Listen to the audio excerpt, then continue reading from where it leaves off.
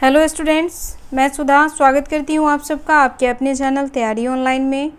आज हम डिस्कस करेंगे क्लास 10th का वर्कशीट नंबर 22। वर्कशीट है 25 अगस्त 2020 का और आज का वर्कशीट हमारा रिलेटेड है कृषि से। आज हम जानेंगे कृषि के बारे में। तो चलिए डिस्कस करते हैं वर्कशीट 22 को। अगर आप हमारे चैनल पर नए हैं तो आप हमारे चैनल को सब्सक्राइब कर लें। वीडियो पसंद आए तो इसे लाइक करें, साथ ही अपने दोस्तों को भी शेयर अवश्य करें ताकि उन्हें भी वर्कशीट 22 को सॉल्व करने में हमारी वीडियो से हेल्प मिल सके। चलिए स्टार्ट करते हैं वर्कशीट नंबर 22। वर्कशीट नंबर 22 सामाजिक विज्ञान भूगोल का है, जिसमें आज हम डिस्कस करेंगे कृषि के बारे में। आज हम कृषि से संबंधित बहुत सारी बातें जानेंगे। तो यहाँ देखिए, प्रारंभिक जीविका निर्वाह कृषि। सबसे पहले यह जानना जरूरी है कि प्रारंभिक जीविका निर्वाह कृषि होता क्या है। तो बच्चों, इस प्रकार की कृषि में इतनी ही फसल होती है जिससे कि परिवार का पेट किसी भी तरह भर जाए। और इस प्रकार की कृषि में किसान जो होते हैं वह पूरी तरह किसके ऊपर निर्भर होते हैं, तो वह पूरी तरह वर्षा और मृदा की उर्वरता पर निर्भर होते हैं। उसी पर निर्भर करता है किसान का फसल। तो चलिए यहाँ देखते हैं। तो यहाँ देखिए बच्चों, यह क्या है, एक प्रारंभिक जीविका निर्वाह कृषि है। यहाँ खेत के छोटे से भाग पर किसान क्या कर रहा है, हल चला रहा है। और यहाँ देखिए, परिवार के सभी सदस्य मिलकर के क्या कर रहे हैं, बीज बो रहे हैं। तो इस प्रकार की कृषि जो है वह कहलाती है प्रारंभिक जीविका कृषि। और प्रारंभिक जीविका कृषि इसलिए कहलाती है क्योंकि यह एक छोटे से भूभाग पे होता है और साथ ही इसमें परिवार के सभी सदस्य मिलकर के काम करते हैं और जो भी इससे उपज होती है उससे वह अपने परिवार का पेट भरते हैं। तो यह कहलाता है प्रारंभिक जीविका कृषि। ठीक है, यानी खेतों के छोटे से भूभाग पे कृषि की जाती है और कृषि में प्रयोग भी उन्हीं संसाधनों का किया जाता है जो इनके पास उपलब्ध होता है, जैसे हल, कुदाल, खुरपी, इन सारी चीज़ों का प्रयोग करके ये लोग क्या करते हैं, कृषि करते हैं। चलिए अब इसके बारे में विस्तार से जान लेते हैं। तो यहाँ देखिए, यह भूमि के छोटे टुकड़े पर की जाती है। तो अभी हमने देखा कि प्रारंभिक जीविका कृषि जो है वह भूमि के छोटे से टुकड़े पर करी गई है। उसके बाद यह प्राचीन औजारों जैसे कुदाली, हांसिया, खुरपा, हल आदि का प्रयोग तथा परिवार के सदस्यों के साथ मिलकर के करते हैं। किसान जो होते हैं वह अपनी अच्छी फसल के लिए वर्षा और मृदा की उर्वरता पर निर्भर करते हैं। तो यह कहलाता है हमारा प्रारंभिक जीविका निर्वाह कृषि। और अब हम जानेंगे गहन जीविका कृषि। गहन जीविका कृषि किसे कहते हैं, गहन जीविका कृषि किस प्रकार होती है।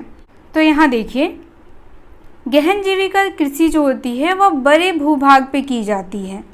इसमें जैव रासायनिक निवेशों और सिंचाई का अत्यधिक इस्तेमाल होता है, इसीलिए इसे कहते हैं गहन जीविका निर्वाह कृषि। और इसमें उर्वरकों का भी इस्तेमाल किया जाता है। गहन जीविका निर्वाह कृषि, जिसमें बहुत सारी आधुनिक चीज़ों का इस्तेमाल करके कृषि को किया जाता है। चलिए अब इसके बारे में भी हम विस्तार से जान लेते हैं। तो यहाँ देखिए, यह बड़े फार्म पर की जाती है, जैसा कि अभी हम लोगों ने पिक्चर में देखा कि वह जो कृषि है गहन जीविका कृषि वह बड़े से फार्म पे की जा रही थी।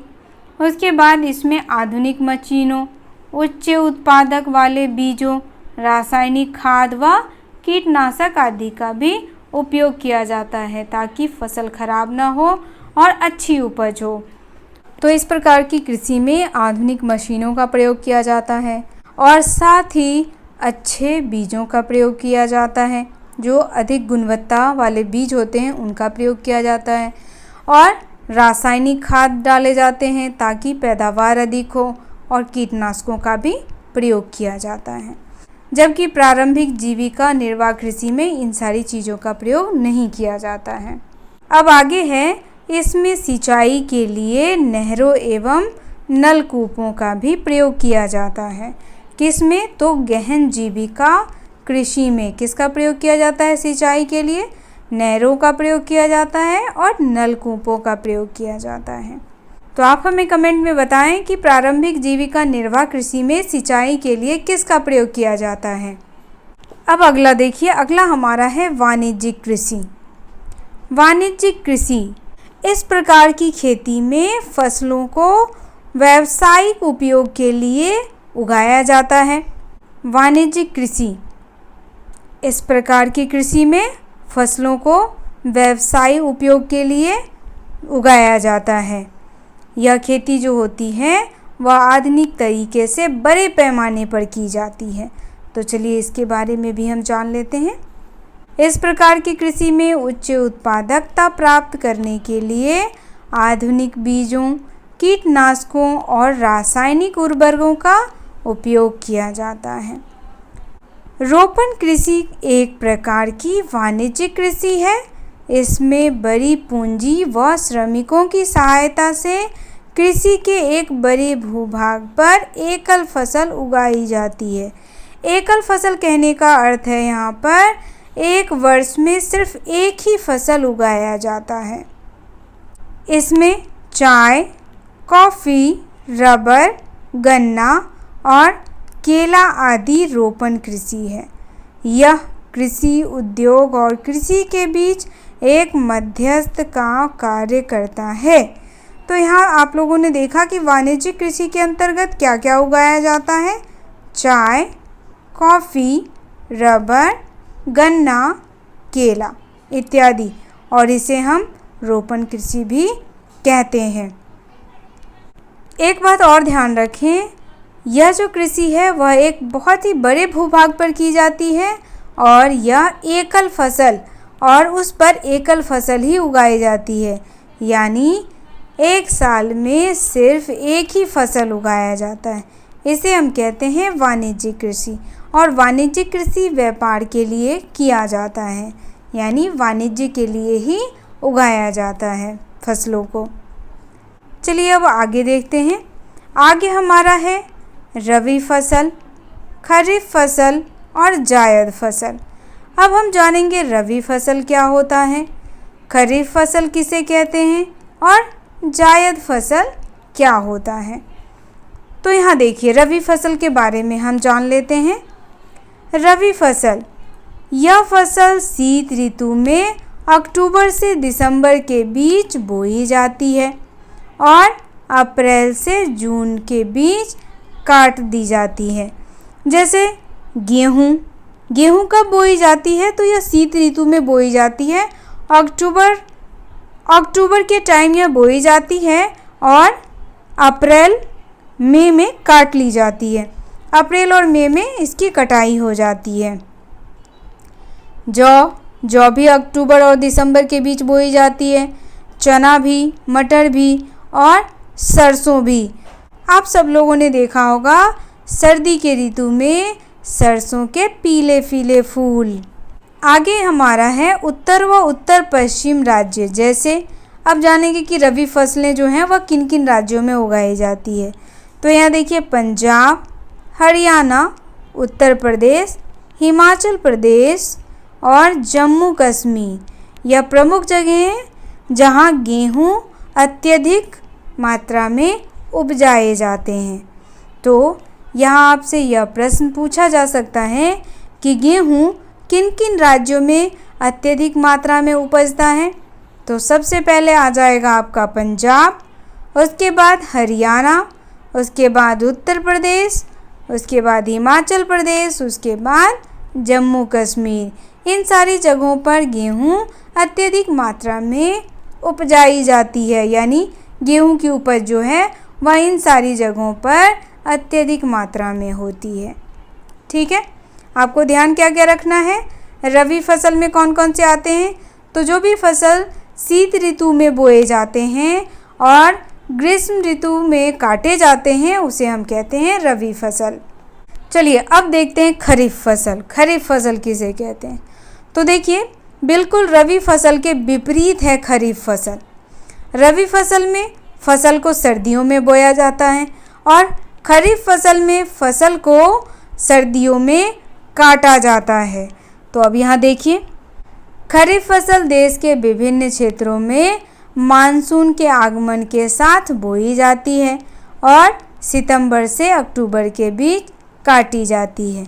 जैसे चावल की फसल, आप सब लोगों ने देखा होगा अभी जो बारिश का मौसम है, तो अगर आप लोग गांव गए होंगे या गांव में रहते होंगे तो देखा होगा कि इस मौसम में लोग क्या लगाते हैं? चावल बोते हैं, मक्का बोते हैं, ज्वार बोते हैं, बाजरा बोते हैं और तूर की दाल यानी कि अरहर की दाल भी लगाते हैं। साथ ही मूंग, उड़द, कपास, जूट, मूंगफली और सोयाबीन, ये सारी फसलें जो हैं वह खरीफ फसलें हैं, क्योंकि यह गर्मियों में लगाए जाते हैं और सर्दियों के आगमन होते होते काट दिए जाते हैं। तो सितंबर अक्टूबर में इनकी कटाई हो जाती है। अब देखिए चावल की खेती किन किन राज्यों में अधिक होता है? तो चावल की खेती मुख्य रूप से असम, पश्चिम बंगाल, उड़ीसा, आंध्र प्रदेश, तेलंगाना, तमिलनाडु, केरल और महाराष्ट्र के कोंकण क्षेत्र में की जाती है। इन सारे क्षेत्रों में चावल की खेती की जाती है। ठीक है, और चावल कौन सी फसल में आता है? तो चावल हमारा खरीफ फसल में आता है। चलिए अब हम जान लेते हैं जायद फसल के बारे में कि जायद फसल कब उगाई जाती है। हमने रबी फसल के बारे में जाना।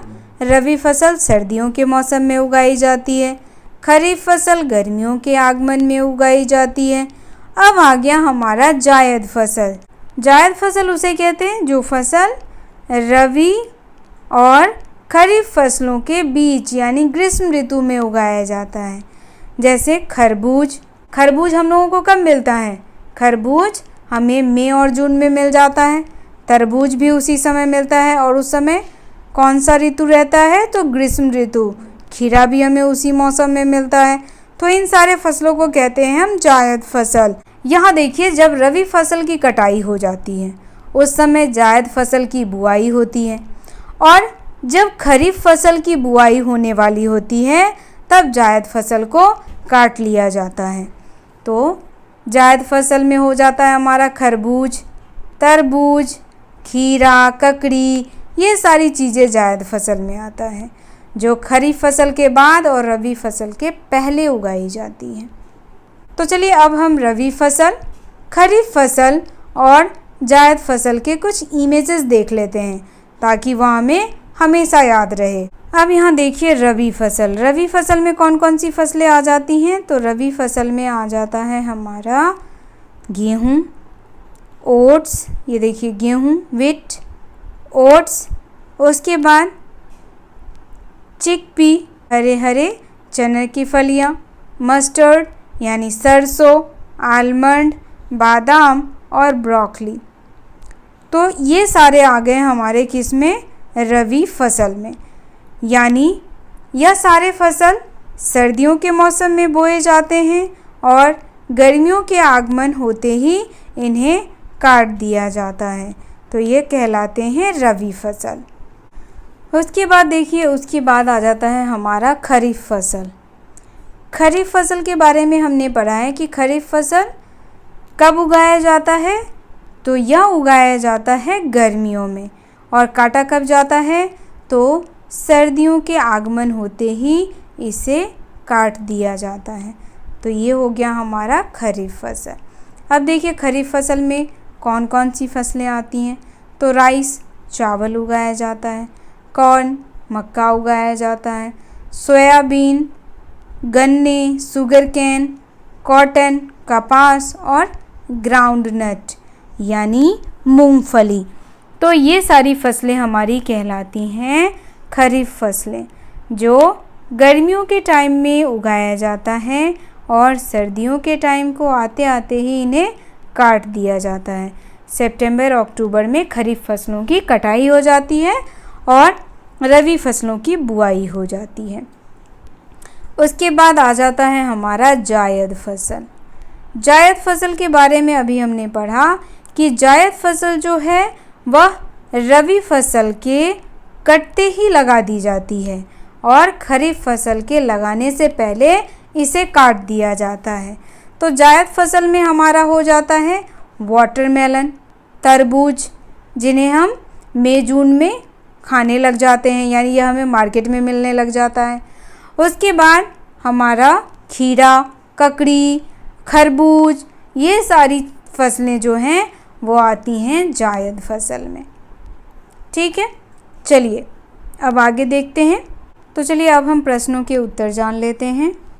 पहला प्रश्न हमारा है, अपने घरों में उपयोग की जाने वाली प्रमुख रबी, खरीफ और जायद फसलों की सूची बनाइए। तो इसका उत्तर हो जाएगा, ये हो गया रबी फसल। रबी फसल में उपयोग किया जाता है हमारे यहाँ गेहूँ का, गेहूँ, चना, मटर और सरसों, इन सारी चीज़ों का उपयोग रबी फसल में हमारे घरों में किया जाता है। जौ का भी किया जाता है लेकिन बहुत ही कम। उसके बाद खरीफ फसलों में, खरीफ में देखिए किस किस का उपयोग किया जाता है। तो खरीफ फसल में उपयोग किया जाता है हमारे घर में चावल का। चावल खाना बहुत सारे लोगों को पसंद है। चावल, मक्का, चावल, मक्का, तूर, अरहर, उड़द, इन सारी चीज़ों का और मूंग का भी उपयोग अत्यधिक मात्रा में किया जाता है। उसके बाद जायद फसल में देखिए, तो जायद फसल में हम लोग किस किस का यूज़ करते हैं? जायद फसल में हम प्रयोग करते हैं तरबूज का। हम सब उस समय तरबूज खाना पसंद करते हैं क्योंकि तरबूज जो होता है वह पानी से भरा होता है और जायद फसल ग्रीष्म ऋतु में होता है, इसीलिए उस समय हम लोग पानी से भरपूर फल को खाना पसंद करते हैं। जायद फसल में हम खरबूज, तरबूज, खीरा, इन सारी चीज़ों को खाना अत्यधिक पसंद करते हैं और ये हमारे घर में भी उपलब्ध होती हैं उस समय। अब अगला प्रश्न देखिए। अगला प्रश्न हमारा है, अपने घरों में उपयोग की जाने वाली रोपण कृषि से संबंधित किन्हीं 3 फसलों के नाम लिखिए। अब हमें बताना है कि रोपण कृषि से संबंधित 3 फसल जो हमारे घरों में उपयोग किया जाता है। तो चलिए देखते हैं कौन कौन सा फसल है जो हमारे घरों में उपयोग किया जाता है। तो यहाँ देखिए, रोपण कृषि को ही वाणिज्यिक कृषि भी कहते हैं और हमारे घरों में उपयोग किया जाता है चाय, कॉफ़ी और केला। तो यहाँ देखिए, रोपण कृषि जो है वह वाणिज्यिक कृषि को ही कहते हैं। तो इसके अंतर्गत हमारे घरों में उपयोग किया जाता है चाय का, कॉफ़ी का और केला का।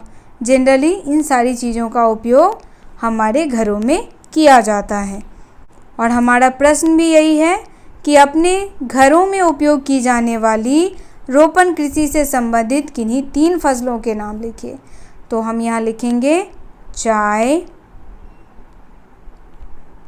केला और कॉफ़ी। ये 3 फसल हैं जिनका उपयोग हमारे घरों में किया जाता है। अब देखिए, अगला प्रश्न हमारा है, गहन कृषि की प्रमुख विशेषताएं क्या हैं?